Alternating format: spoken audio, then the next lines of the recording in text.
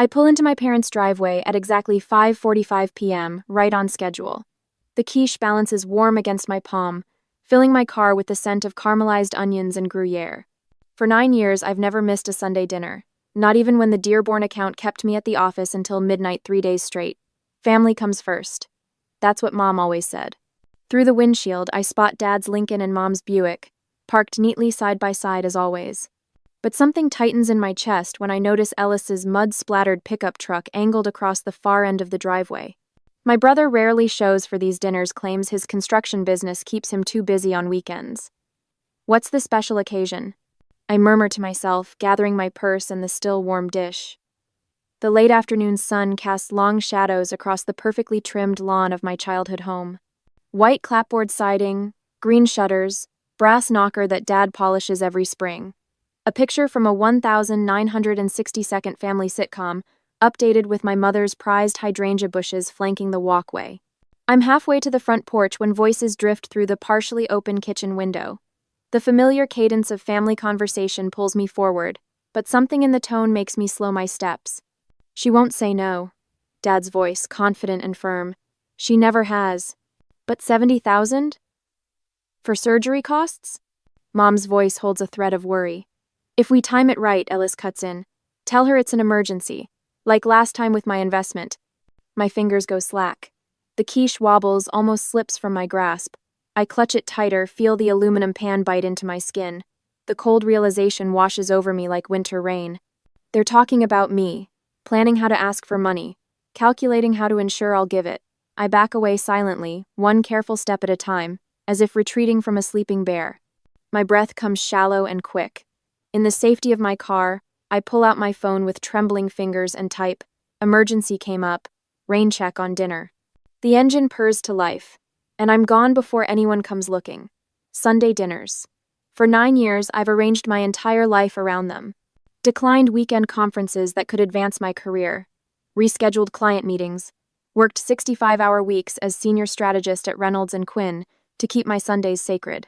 Because family matters most. Memory surfaces like a bubble from dark water. Mom and Dad at my kitchen table 3 years ago, explaining how the roof needed immediate work. 38,000 is a lot, honey, but the whole thing could collapse in the next big rain. I'd written the check that day. The roof never got fixed, but they did redo the kitchen with high-end appliances. I'd noticed, but said nothing. Then Ellis, 8 months later, sweating through his shirt as he explained his can't-miss cryptocurrency venture. Just 15,000 to get in now, Mar. I'll double it in 6 months. I'd transferred the money that afternoon. Never saw a penny back. You're so successful, honey. Mom would say, patting my hand across the Sunday dinner table. We're just so proud, Dad would add, pouring me another glass of wine. And I believed them. Back in the car, my hands shake on the steering wheel as I drive toward downtown. The harbor glimmers beyond the skyscrapers, catching the last light of day. By the time I turn into the underground garage of my building, my fingers have steadied. In my apartment, I kick off my heels and pull out the files. 9 years of careful documentation. I've always been meticulous with financial records. The expandable folder contains every check, every wire transfer, every loan that was never repaid. I spread them across my dining room table, a mosaic of exploitation. The pattern emerges with painful clarity, the flattery before each request, the manufactured emergencies, the artful guilt if I hesitated. The trembling in my body stops entirely. Coldness settles in its place, not fear, but certainty. I reach for my phone. Geneva? It's Marlowe. Remember that Sydney position we discussed? My parents call 3 times while I'm on the phone with Geneva, then twice more as I methodically review the financial records. They leave identical voicemails, my father's voice warm with concern. Sweetheart, we were expecting you. Your mother made your favorite dessert, the lemon meringue pie with the graham cracker crust, just how you like it. Call us back when you can. I play the messages on speaker while cataloging the total. $147,000 over 9 years. College fund for my niece that never materialized. Emergency gallbladder surgery for Mom that her insurance mysteriously didn't cover. Business expansion loan for Ellis. Roof. Water heater. Basement flooding. My finger hovers over the delete button for each voicemail. The lemon meringue is a nice touch. They know it's my weakness. I'm risking everything, the only family relationships I've maintained through my adult life. My parents, my brother, Sunday dinners, Christmas mornings. The familiar rhythm of family obligation that has defined my existence. They don't miss me. I whisper to the empty apartment as the harbor lights blink on outside my window. They miss their ATM. The next day, at the office, the bank statement lies before me, coffee forgotten at my elbow. I rub my eyes, certain I've misread something.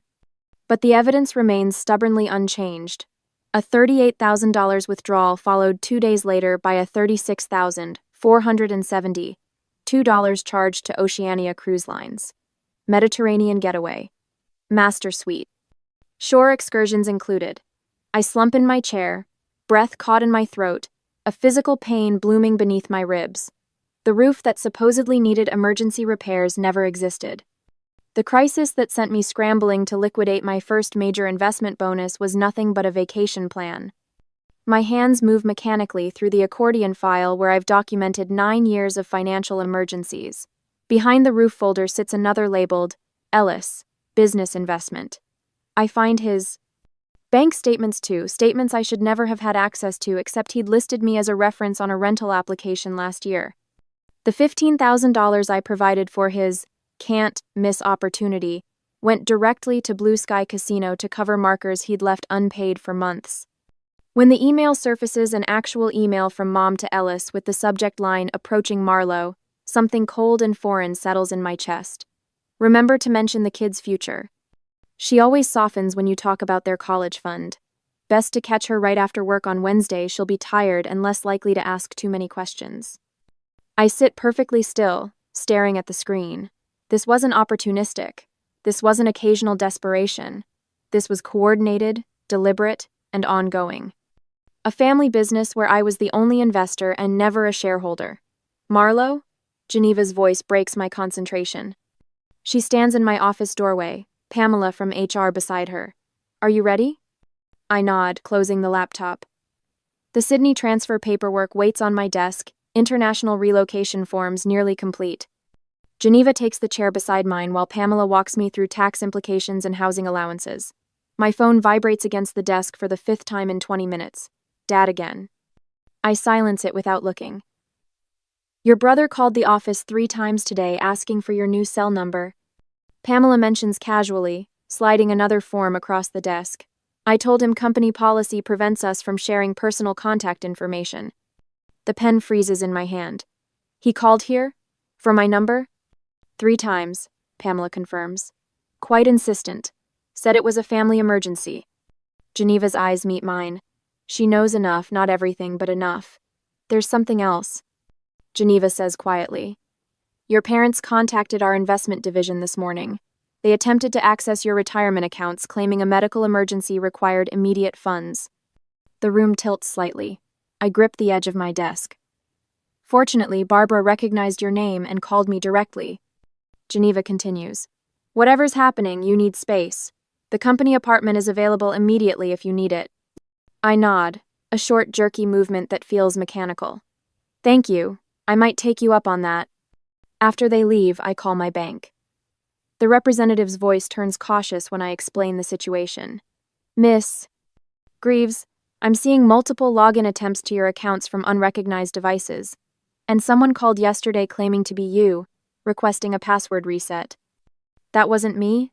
I whisper. We suspected as much, which is why we flagged the account. She hesitates. The caller had your social security number and mother's maiden name. My stomach drops. Ellis. He'd helped with my taxes last spring when I was overwhelmed with the Dearborn account, insisted on it actually. I'd been grateful then. Back at my apartment, I changed the locks. The spare key my parents have from emergencies now opens nothing. I closed the joint checking account they've had access to since my college days, an account I've never bothered to remove them from out of some misplaced sense of trust. The real shock comes when I pull my credit report 2 days later at the bank. 3 loan applications in the past month, all using my information. A mortgage refinance, a car loan, a personal line of credit. The addresses on the applications are my parents' home and Ellis's apartment. My entire life feels suddenly fragile, constructed of nothing but their expectations and my compliance. Every professional achievement undercut by their constant financial drainage. Every boundary I thought existed revealed as nothing but suggestion, easily overstepped when inconvenient. When my attorney Nadine arrives at my office 2 hours later, she listens without interruption, makes notes with sharp, precise movements of her pen. First steps: emergency credit freeze, identity monitoring service, and documentation of every unauthorized attempt. She says finally, "I'll have cease and desist letters drafted by morning." Can they really do this? I ask, hating the tremor in my voice. Nadine meets my eyes directly. Someone close to you has been planning this for years, Marlo. The question isn't what they can do, it's what you're finally ready to do about it. As I changed the locks on my apartment, I wondered, should I confront them immediately with what I'd discovered, or quietly disappear from their lives? Confrontation might provide closure, but silence would protect what little I had left. What would you do when the people who should love you most have been methodically using you for years? That same night, I jolt awake at 3 a.m, my phone vibrating against the nightstand. The screen glows with Ellis's name for the 4th time tonight. I silence it, adding his number to my growing block list. Sleep won't return now. My laptop sits open on the coffee table, spreadsheets of financial damage illuminated in the darkness of my temporary apartment. Geneva arranged it yesterday after Ellis started calling my colleagues. "She's having a breakdown," he told my team at Reynolds and Quinn. "We're organizing an intervention. Family concerns." I'd walked into an emergency meeting with HR the next morning. Linda from accounting looked at me with pity while Peter from legal avoided eye contact entirely. "Your brother has contacted several departments," Geneva explained, her voice steady. "He's worried about your mental health." My stomach twisted. He's lying. I laid out the evidence, the overheard conversation, the financial records, the pattern of extraction. Geneva nodded while taking notes, her face transitioning from concern to cold anger. "I've known you for 7 years, Marlo. You're the most stable person in this building." By afternoon, security had instructions to block my family from entering the building. They came anyway. Rachel's voice crackled through my office phone at 4:17 p.m.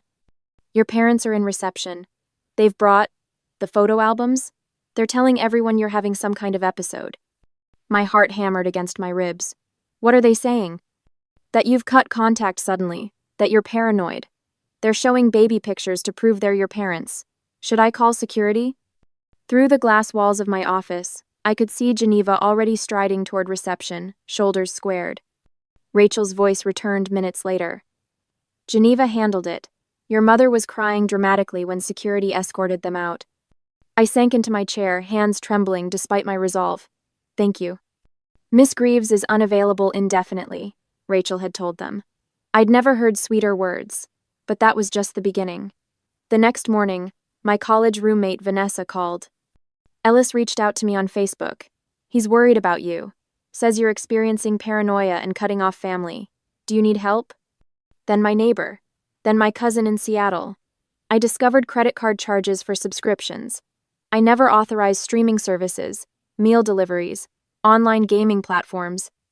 Hours on the phone with fraud departments followed, my voice growing hoarse as I explained again and again. No, I didn't make these purchases. When my bank statement arrived addressed to my parents' home instead of my apartment, the final piece clicked. They'd redirected my mail without consent. I began documenting everything in meticulous detail. Each unauthorized charge, each manipulative message, each attempt to undermine my credibility with friends and colleagues. The evidence filled a dedicated folder on my laptop labeled simply, "Proof." Sleep became a luxury I couldn't afford. Each night brought new violations to address, new safeguards to establish. I caught myself checking the locks 3 times before bed, jumping at unexpected sounds outside my door. During a particularly dark night, doubts crept in. Was I overreacting? Had there been misunderstandings I'd overlooked? 9 years of family dinners hung in the balance against the evidence before me. Then Geneva arrived at my door unannounced, takeout bags in hand. "You haven't been eating," she said, brushing past me into the kitchen. "I can tell." She unpacked containers of Thai food while I stood awkwardly in my own temporary kitchen.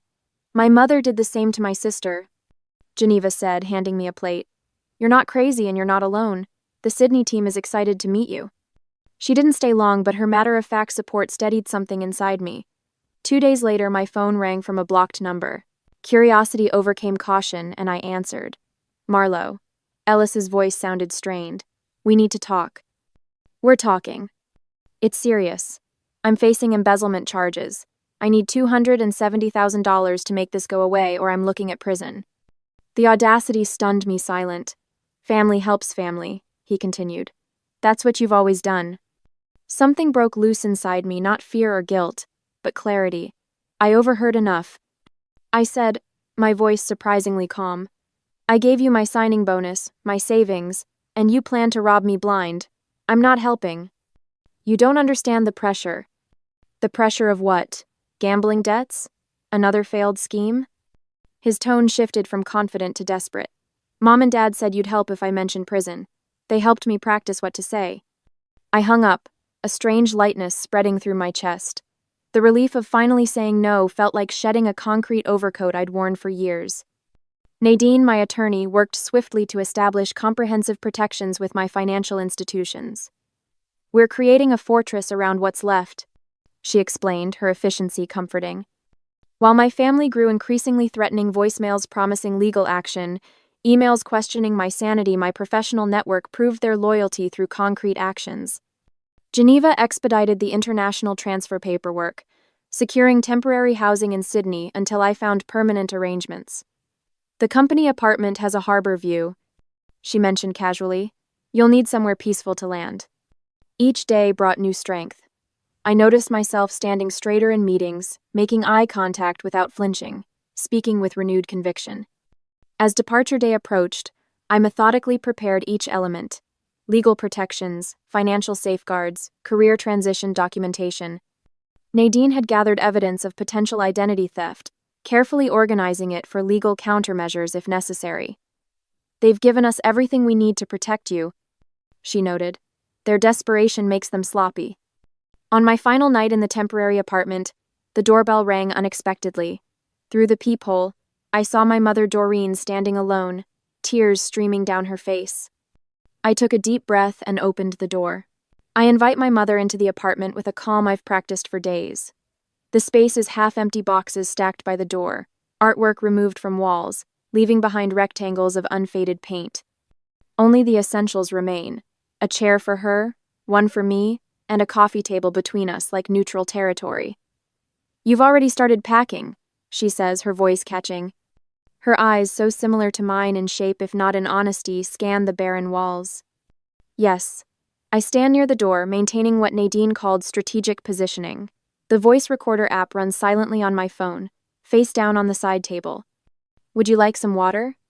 She shakes her head, clutching her designer purse bought with the money I gave them for property taxes last spring. I make a mental note to add it to my spreadsheet later. Marlo, honey, there's been a terrible misunderstanding. Her hands flutter to her throat, where a gold necklace I bought her for Christmas catches the afternoon light. Your father and I never meant. The 17th of July, 2022. I interrupt, voice steady. $38,000 for a roof that was never replaced. Her practiced tears falter just for a moment. The contractor. The 3rd of March, 2023. $15,000 for Ellis's business investment that went to his gambling debts. She shifts in her seat, crossing and uncrossing her ankles. You're being clinical about family matters. The 12th of December, 2023. $22,000 for Dad's heart medication that insurance supposedly wouldn't cover. The same month you and Dad took a Caribbean cruise. My mother's face changes, her expression hardening as she realizes I won't be swayed by tears today. She expected emotional vulnerability, the dutiful daughter who always says yes, who crumbles under the weight of family obligation. Instead, she finds a woman who stands tall, whose voice doesn't waver, whose documentation is impeccable. Ellis is in serious trouble, Marlo. Her voice drops to a whisper. He's talking about hurting himself. The legal problems, the embezzlement charges, he needs just one more financial rescue. He's your brother. I retrieve a folder from the desk drawer and slide 2 printed emails across the coffee table. The first, from Ellis to my parents. Mar always caves when I mention feeling desperate. Tell her I'm suicidal, she'll write the check immediately. The second, my father's response. Smart angle. Doreen will handle the approach. My mother's face drains of color. Where did you get those? Her hands shake as she pushes the emails away. The same place I got these. I slide over more documents, screenshots of text messages, bank statements, a timeline of extraction spanning 9 years. You've been planning this for years. She switches tactics with practiced ease. What will people think? The Hendersons, the Millers, everyone will know you abandoned your parents in their golden years. Feel free to tell them everything. I lean forward slightly. I'll share my financial records with those same friends.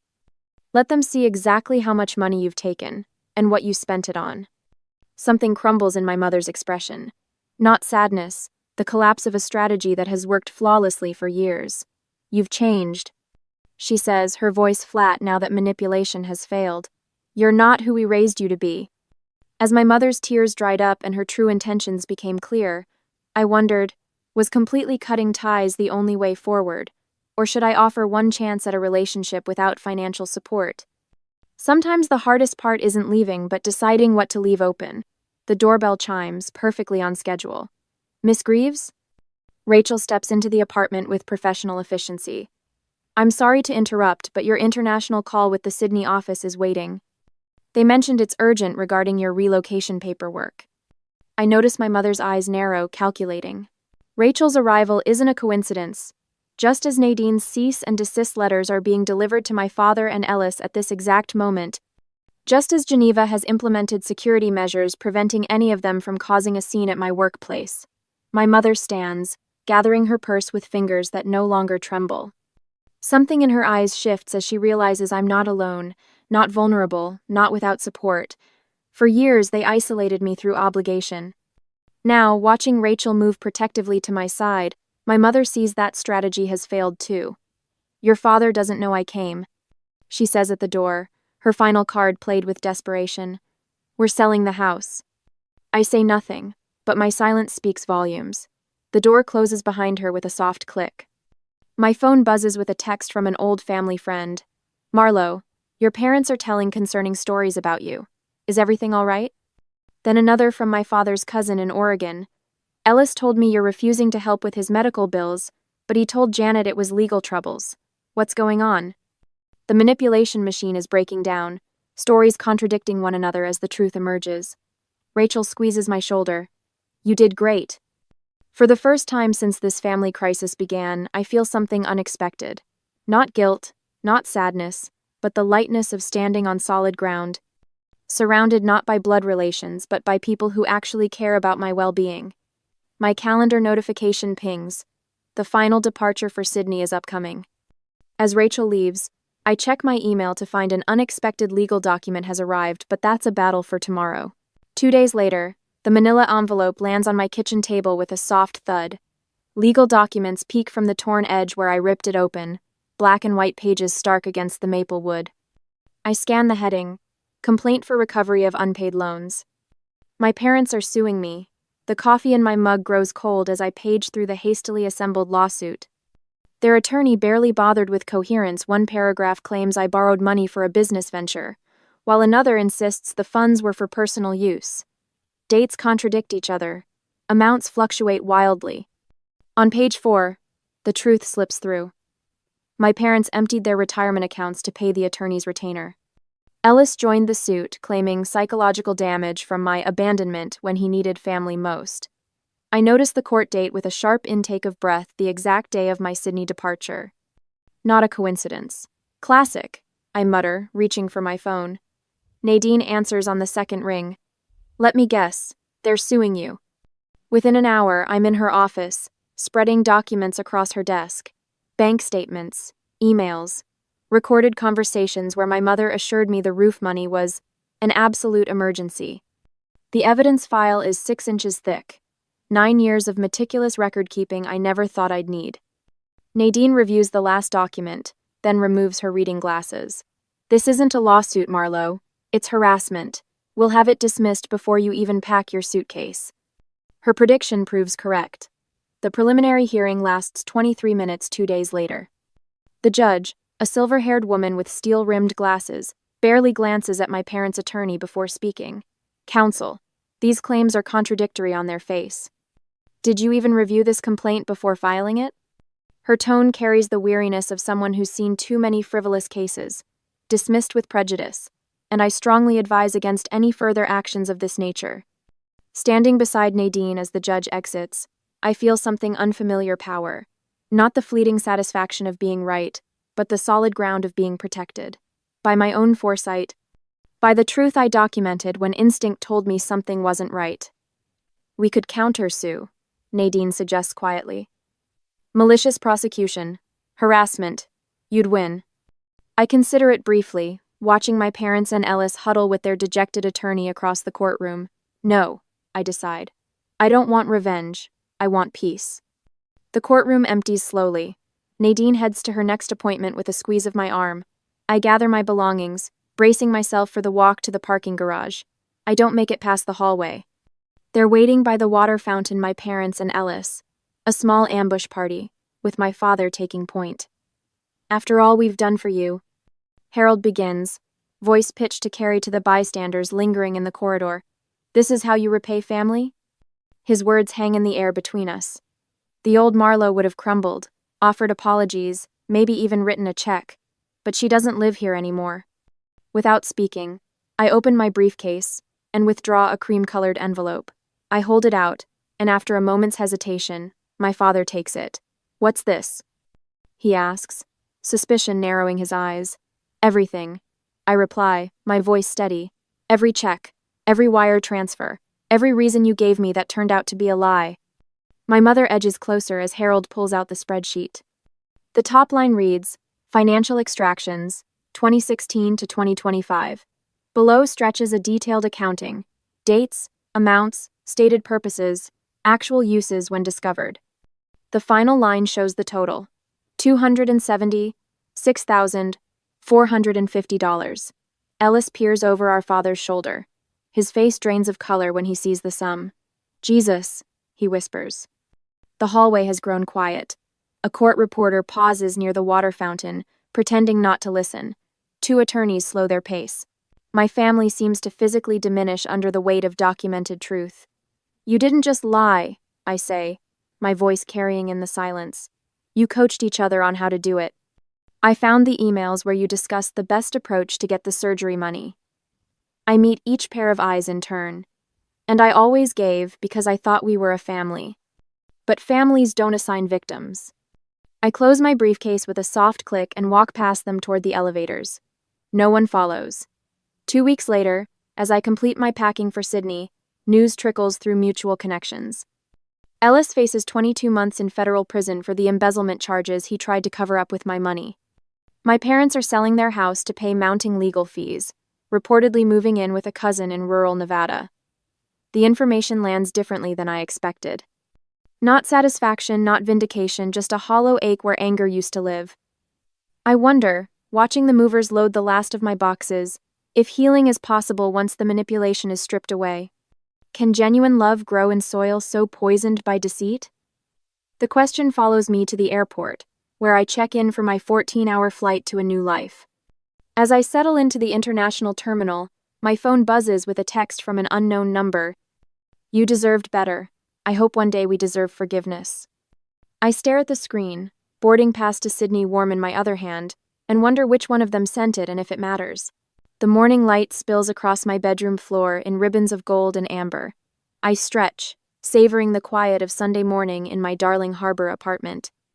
18 months in Sydney, and I still catch my breath at the view sailboats dotting the water like white butterflies against blue silk.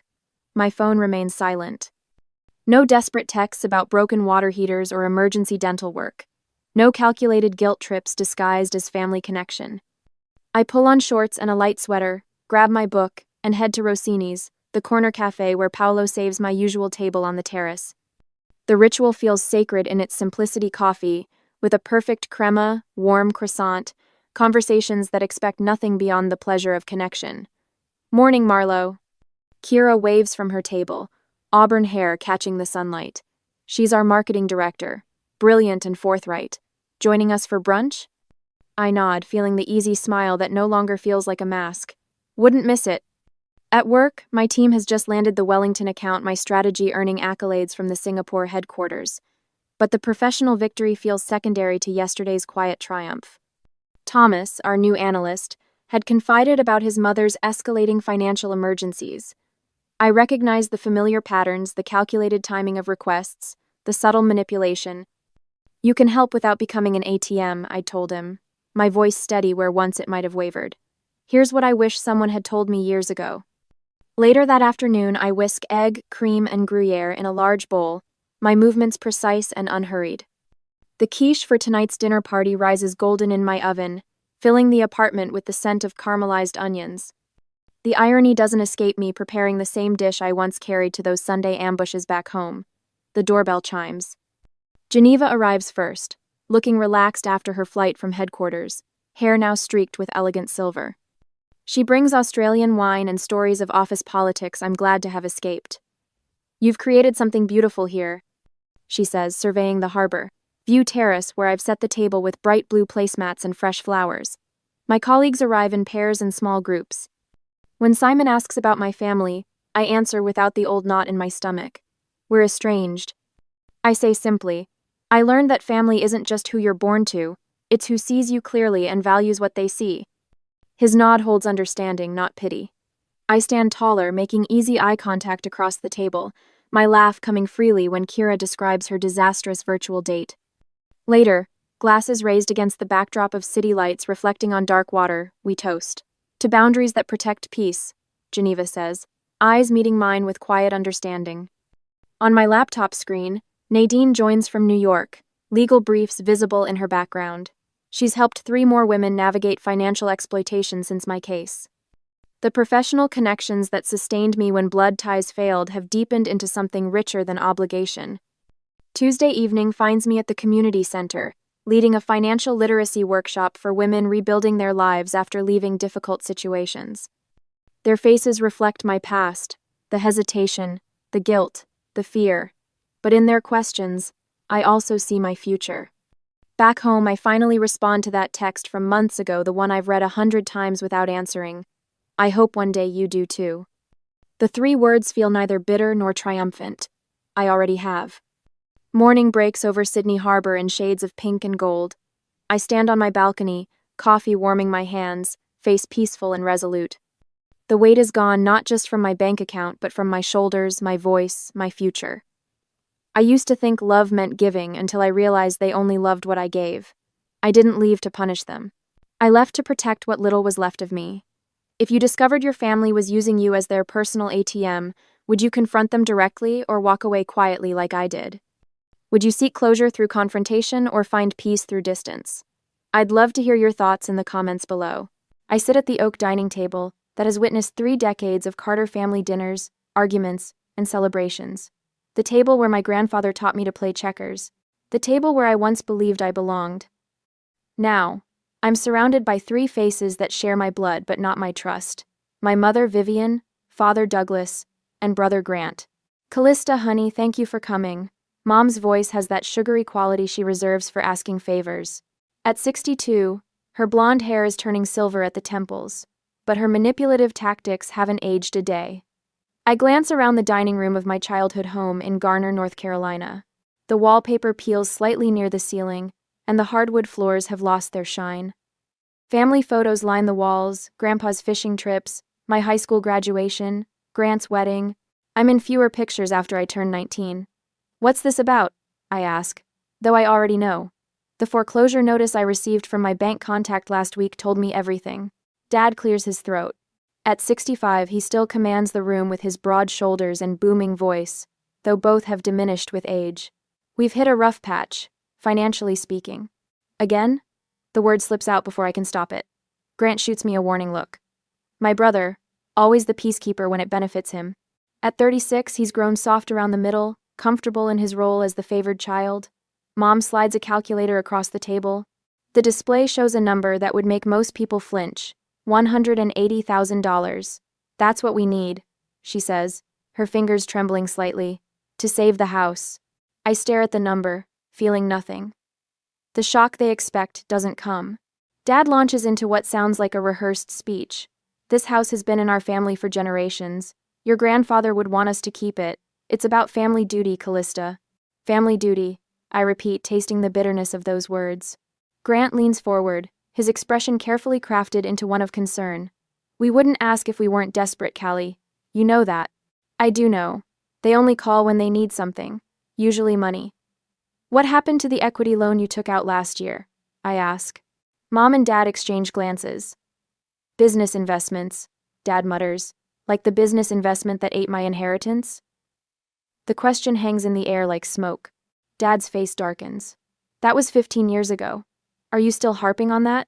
$120,000.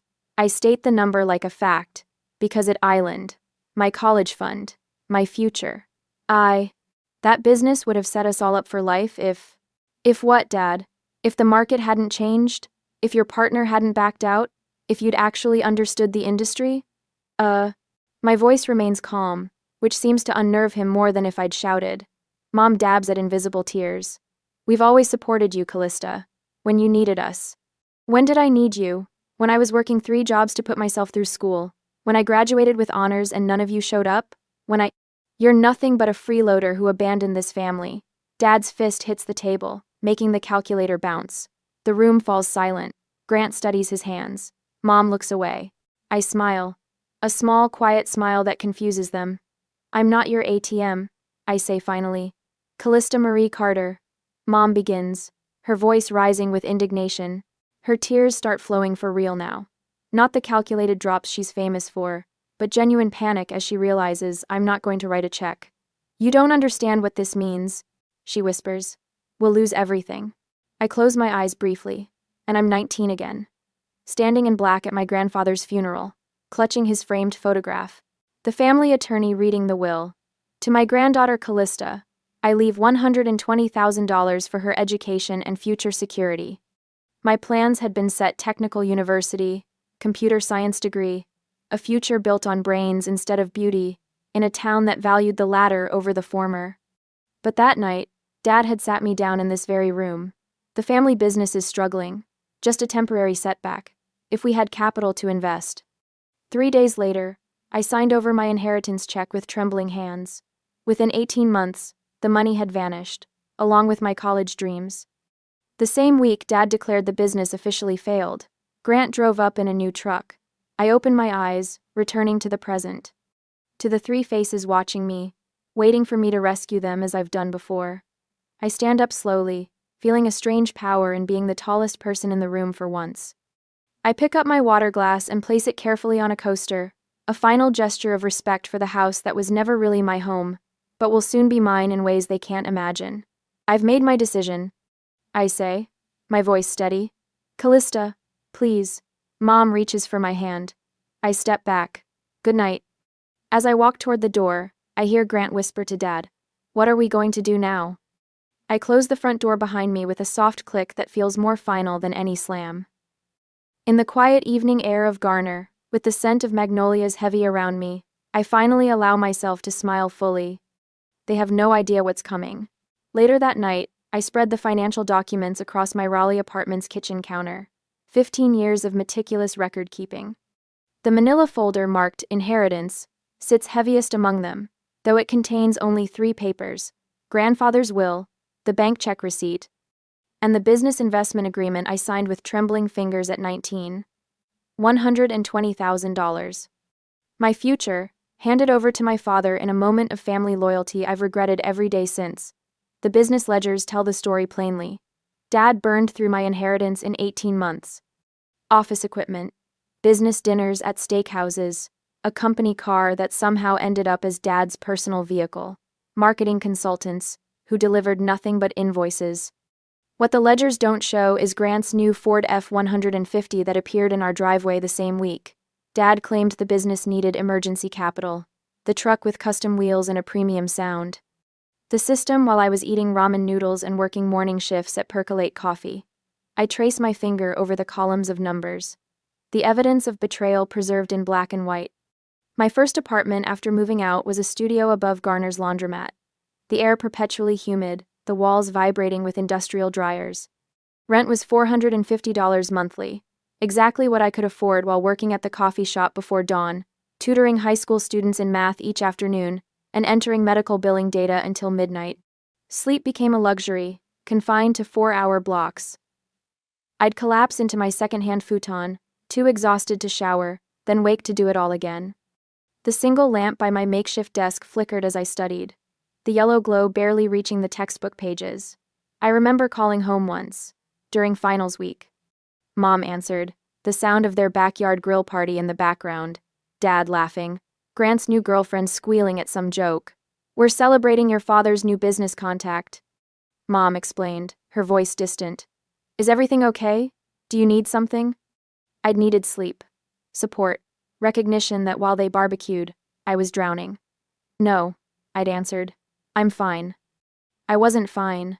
I was becoming someone harder, someone who understood family loyalty ran in one direction in the Carter household. Dad the dreamer, the visionary, the man whose charm convinced a 19-year-old to hand over her future. His charisma had always been his deadliest weapon. Eyes sparkling with the next big opportunity, voice dropping to a conspiratorial whisper when discussing our family business. Always ours when he needed money. Always his when decisions were made. Grant learned manipulation at the master's knee. My brother, who never held a job longer than 6 months, but always had cash for trips to Atlantic City. Who called only when his credit cards maxed out. Who referred to my education as playing with computers, while he pursued real business opportunities that mysteriously never materialized. And Mom with her tears always ready, her allegiance firmly with Dad regardless of consequences. He's doing his best, Callista, became her mantra, as if intention absolved responsibility. As if his dreams justified sacrificing mine. I might have broken completely if not for Professor Williams noticing my bloodshot eyes during advanced statistics. You have talent, he told me after class. But talent means nothing if you destroy yourself. He arranged a programming internship that paid better than my 3 jobs combined. Martha Chen at TriStat Technologies became my next lifeline, creating a work schedule that accommodated my remaining classes. I worked my way through school too, she said, sliding a coffee across her desk during my interview. Some of us have to climb the hard way. Then Naomi Briggs, the attorney who took my case when TriStat's competitor tried stealing my algorithm. You understand documentation, she'd said, impressed by my organized evidence. Most people can't prove what happened to them. You can. Graduation day dawned clear and bright. I sat among strangers, my name called to unexpected honors. Callista Carter, summa cum laude. The announcement echoed across the auditorium as I crossed the stage, searching the audience for familiar faces. The 4 seats I'd reserved remained empty. Mom had promised they'd come. We wouldn't miss it, she'd said the week before. Dad's so proud. The ceremony ended, students reunited with families clutching flowers and balloons. I stood alone, diploma case in hand, watching celebrations unfold around me. My phone buzzed. A text from Mom. Grant's car trouble. So sorry. Dinner next week? There was no dinner. No acknowledgement. 3 days later, TriStat offered me a permanent position with benefits and a salary that finally allowed me to breathe. Standing in my new office, I made a vow as I unpacked my single box of belongings. The photo of grandfather went on my desk. The business agreement with my father went into a locked drawer. I will never be vulnerable to them again, I whispered to the empty room. Not financially, not emotionally, not ever. I didn't know then that 15 years later, I'd be planning to take the very house where they'd betrayed me. But I knew something had changed. I was no longer the daughter who could be sacrificed for their comfort. I was becoming the woman who would eventually hold the deed to their future. 2 days later, the window of my corner office frames the Raleigh skyline like a postcard. Not the largest office at Meridian Data Systems, but mine through merit, not manipulation. 6 years of climbing from junior analyst to department head, each promotion earned through competence rather than connections. I straightened the framed certificate on my wall. Employee of the Year, 2 years running. The brass plate catches morning light, reflecting onto my organized desk where I review quarterly projections. Numbers that make sense. Numbers that don't disappear into family emergencies. Your 10 o'clock is here, says Maya, my assistant, poking her head through the doorway. I nod, closing the investment portfolio I've been reviewing during my morning coffee. Nothing extravagant. Conservative index funds, a modest IRA, and the emergency fund that took 3 years to build.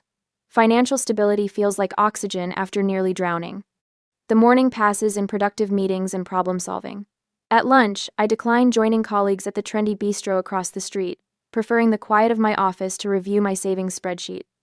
The numbers tell a story of recovery slow, methodical, and completely under my control.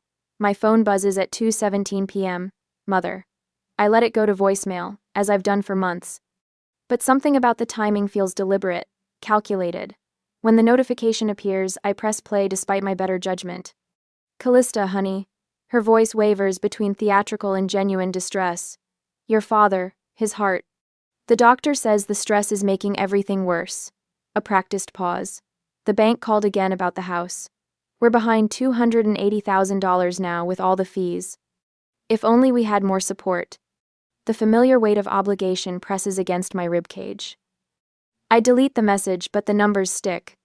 $280,000. Almost exactly the combined value of my investment portfolio and emergency fund. That evening, I pull county records while sitting at my kitchen table. The search reveals the truth behind my mother's carefully scripted message. 5 equity loans. 3 refinances.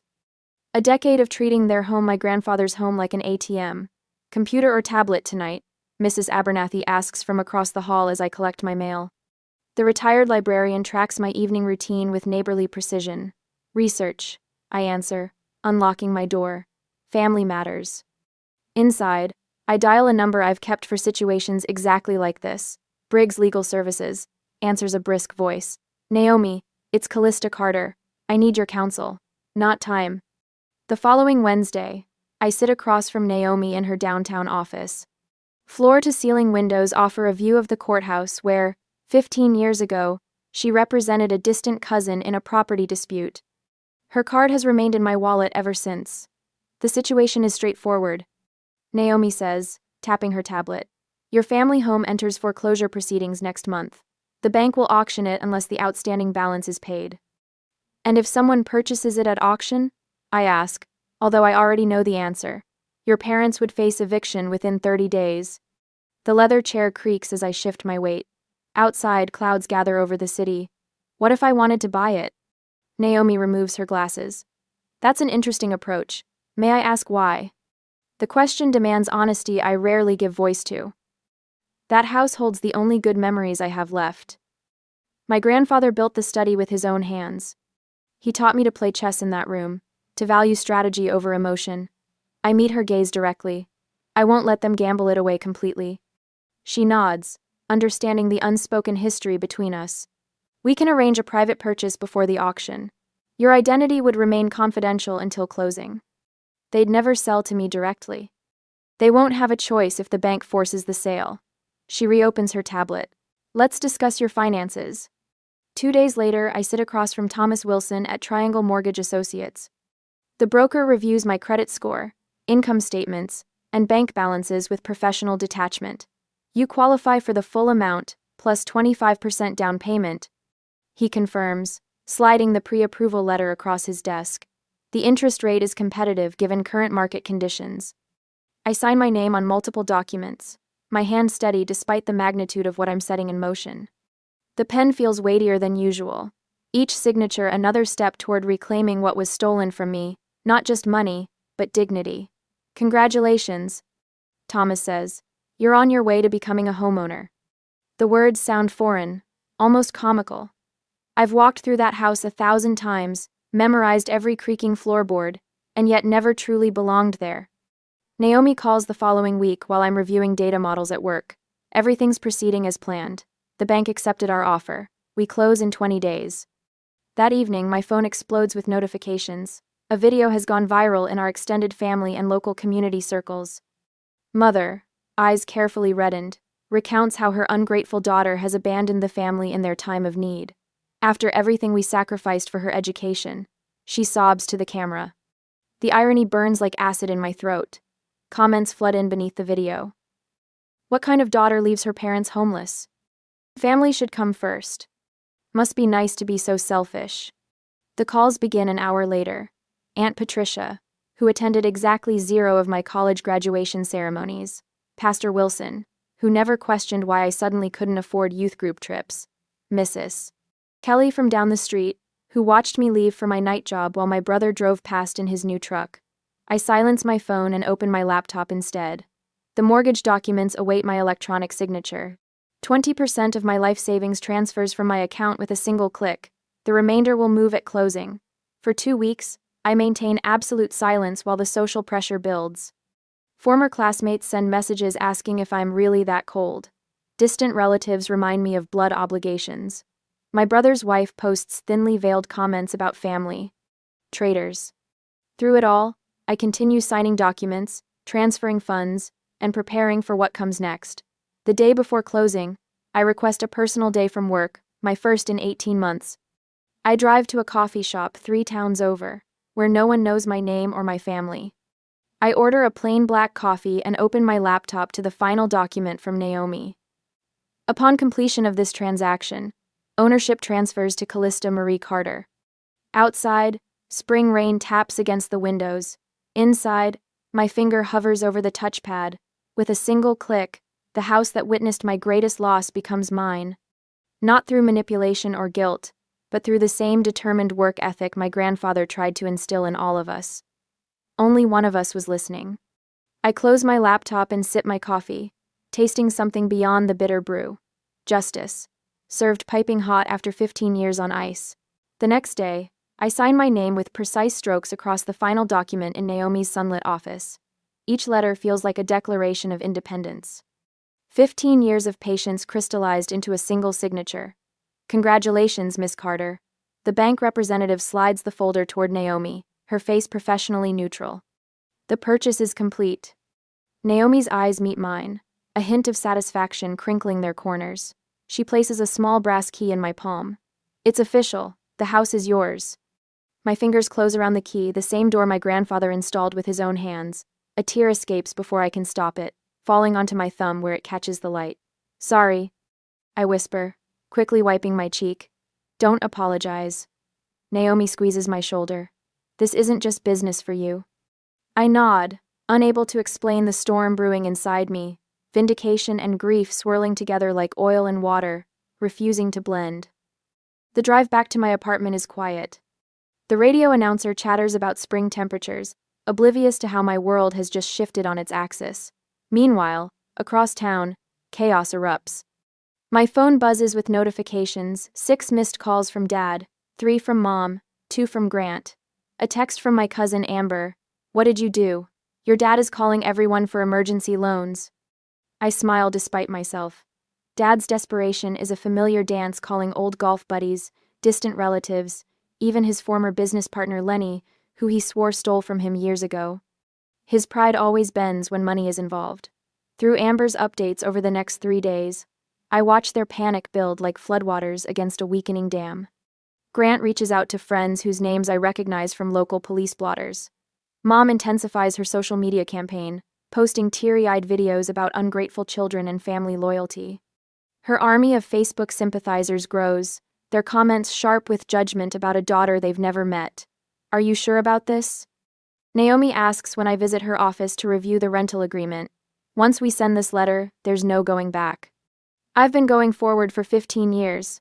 I reply, my voice steadier than my heartbeat. Send it.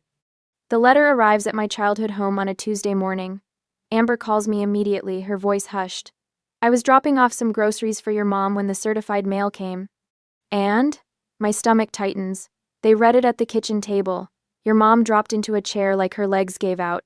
Your dad's face went white, hospital white. And Grant. He crumpled up the paper, then smoothed it out again like he was afraid to damage it. I close my eyes, picturing the scene. The oak table where so many verdicts had been passed against me, now witnessing their reckoning. Amber pauses. The letter said you're their landlord now? Is that true? Yes. Holy shit, Callie. Her voice holds something new respect, maybe even awe. The following afternoon, I pull into the driveway of what is now legally my property. Naomi's car is already there, her professional presence a shield I'm grateful for. We arrange our documents on the dining room table rolls reversed from my last visit. They file in like reluctant students to detention. Mom's eyes are swollen, her hands clutching a tissue. Dad's shoulders droop beneath his faded polo shirt. Grant stands in the doorway, arms crossed, jaw clenched. Please sit down, I say, gesturing to the chairs across from us. This is ridiculous. Dad sputters. You can't just. I can and I have.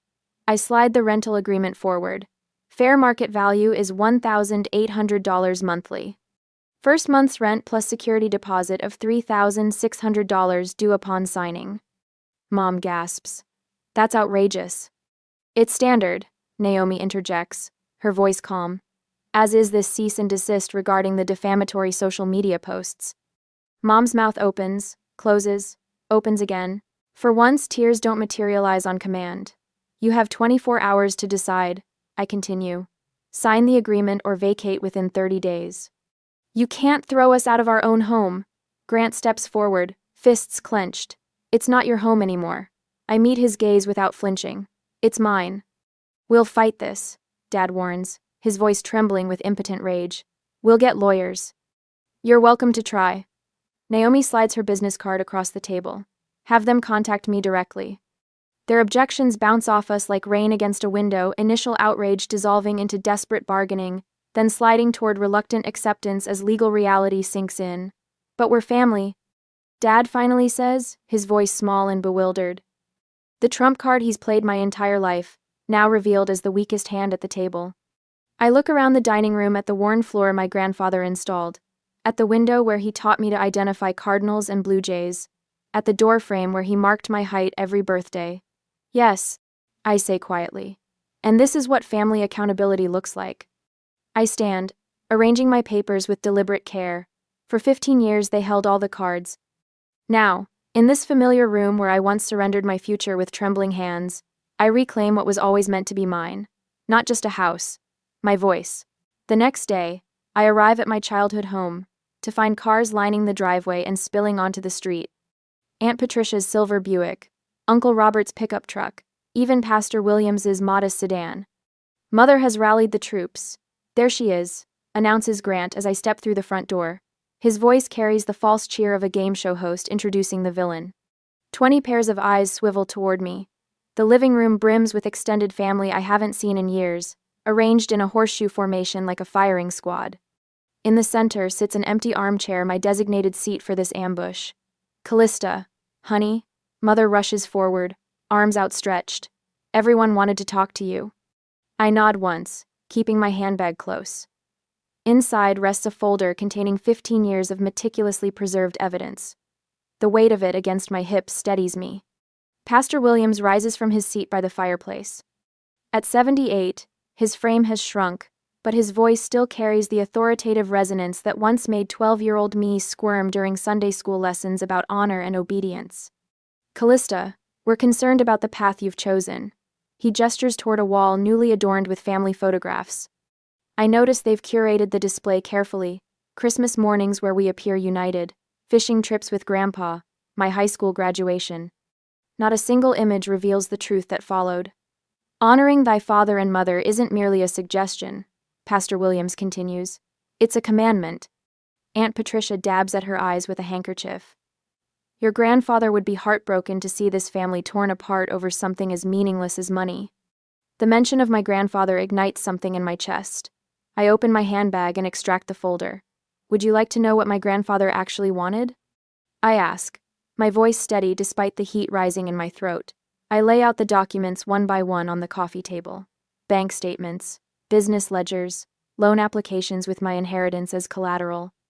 Receipts for Grant's truck purchased the same week Dad declared a business emergency. 15 years ago, I received $120,000 for my education. This money was explicitly designated by my grandfather for my future. I point to the will excerpt, highlighted in yellow. 3 days later, I signed it over to my father for a family business that failed within 18 months. The room grows uncomfortably still. Uncle Robert studies his shoes. While I worked 3 jobs to put myself through college, my parents renovated their kitchen. I place before them the Home Depot receipts I found in the attic last week. While I ate ramen in a studio apartment with no heat, my brother bought a new truck. The financing agreement lands next, Grant's signature bold at the bottom. I kept every piece of paper. Every broken promise, every receipt that showed where my future went. I looked directly at Pastor Williams. My grandfather taught me about responsibility and consequences. I'm honoring him by ensuring this family finally faces both. Mother's face crumples. We made mistakes, but we're still your family. Yes, you are. I gather my documents and walk toward Grandpa's study, which is why I'm offering you a chance to stay. The family trails behind me like a reluctant funeral procession. I enter the study, a room that still smells faintly of pipe tobacco and old books, and stand behind the oak desk. My finger traces the initials, W.C., carved into the corner. Walter Carter. The man who believed in education, responsibility, and me. You can stay as tenants or leave. Those are the only options. I remove the rental agreement from my folder and place it on the desk. Fair market value. First and last month's rent due immediately. Father's shoulders slump as he approaches the desk. You'd make your own parents pay rent. Yes. The single word hangs between us, unadorned and final. Later that evening, after the extended family has retreated with whispered judgments, we gather around the dining table, the same table where they ambushed me weeks ago. Naomi, my attorney, sits beside me, her presence a shield against old patterns. Father signs first, his pen hovering briefly before committing to the page. His signature looks smaller than I remember. Mother signs next, her hand trembling so violently the pen scratches across the paper. She won't meet my eyes. Grant's turn comes last. The pen creaks in his grip, his knuckles white with barely contained rage. He scrawls his name and shoves the document toward Naomi. Rent is due on the 1st of each month. I say, standing to signal the end of our business. Late payments incur a 10% penalty. As days pass, the true story spreads through Garner's social circles. Mother's carefully cultivated narrative of abandonment crumbles as friends learn about the inheritance, the 3 jobs, the graduation she didn't attend. Mrs. Peterson from next door stops me as I inspect the exterior paint. I always wondered why you left so suddenly, she says, her eyes wiser than I remembered. Your grandfather would be proud of you standing on your own 2 feet. Father's business associates nod respectfully when I visit the hardware store, a silent acknowledgement that changes everything. The narrative has shifted from ungrateful daughter to something closer to the truth, a woman reclaiming her legacy from those who tried to steal it. On Sunday, I overheard someone in the grocery store whisper, "That's Callista Carter, the one who bought her family's house when they couldn't keep it." For the first time in 15 years, my name carries the weight of power instead of pity. The house is mine, the truth is known. And in Grandpa's study, surrounded by his books and the scent of his memory, I finally feel at home. The autumn sun catches the fresh white paint of the porch as I pull into the driveway. 6 months of ownership has transformed my grandfather's house, our house, from a neglected liability into something resembling its former glory. The sagging steps now stand firm, and hydrangeas bloom where weeds once claimed territory. I check my watch precisely noon before retrieving the leather-bound rent ledger from my passenger seat. Punctuality matters in our new arrangement. Inside, I find Dad polishing the hallway table, his work uniform pressed for his afternoon shift at Johnson's Hardware.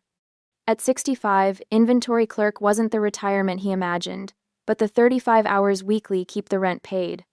Callista, he nods, the familiar boom in his voice subdued to something approaching respect. Mom emerges from the kitchen wiping flour from her hands, her pharmacy cashier name tag still pinned to her blouse. I made apple cobbler, your grandfather's recipe. The mention of Grandpa pulls me toward his study. The door creaks open to reveal what 6 months of weekend restoration has accomplished. Fishing tackle gleams in custom display cases along walls, the exact shade of blue he favored.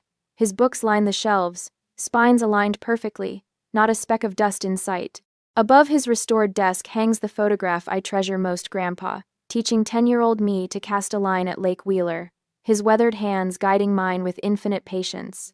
I run my fingers along the carved edge of his desk where he taught me to balance ledgers. The numbers never lie, Callista, he would say. Remember that. The dining room table witness to that final confrontation now hosts monthly family dinners with very different dynamics. Tonight's is our 6th. Grant arrives last, entering without knocking, his second job leaving shadows under his eyes. Traffic, he explains, hanging his jacket beside the door. No more slamming it on the floor for others to retrieve. We sit in our assigned places, passing dishes without the old tension. Conversation flows cautiously around neutral topics: weather, community news, work schedules. When Mom mentions needing new tires, she doesn't follow with hints about financial assistance. Instead, she asks about recommended brands. Wilson's Auto has a special this week, I tell her, passing the green beans. 20% off if you mention Jefferson Middle School fundraiser. I'll check it out, she says, making a note on her phone. Thank you. After dinner, I walk the perimeter of each room alone. My fingers trace the doorframe where pencil marks record my childhood growth spurts. In the kitchen, I stand where Grandpa taught me to bake his famous cornbread, adjusting my height to match his measurements. The porch swing creaks beneath me as twilight settles over the neighborhood. Last week, I established the Walter Carter Technical Scholarship Fund for students who lost financial support. 3 young women attended my first financial independence workshop yesterday. Family legacy is about values, not just blood, I told them. The morning sun will find me here again, watching light filter through trees my grandfather planted. There's peace in preserving what matters while releasing what doesn't. The house represents both justice and mercy, now the consequences my family needed and the second chance they didn't deserve but received anyway. In my grandfather's office sits a framed quotation I discovered among his papers. True inheritance isn't what you're given, but what you do with what was taken from you. The swing rocks gently as neighborhood lights flicker on. Different houses, different stories. How many families struggle with the same impossible choices between obligation and self-respect? What would you fight to preserve, regardless of the cost? Answers vary, but the question remains the same. When is the price of family too high to pay?